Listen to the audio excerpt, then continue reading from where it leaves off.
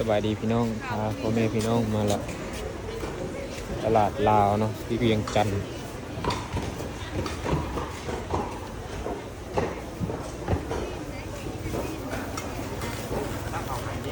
โอ้ไม่พี่น้องลายแห้งหน่อขม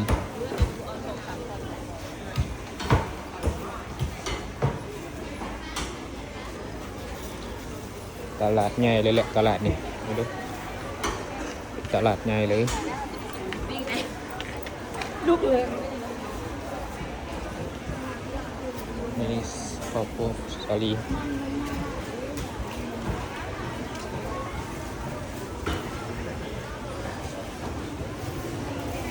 พักโซนขายพัก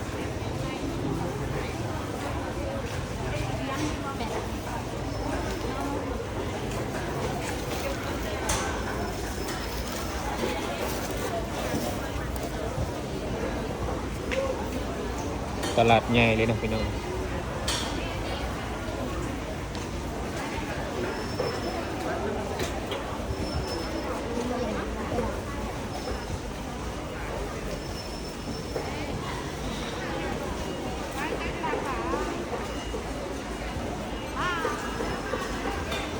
ตลาดใหญ่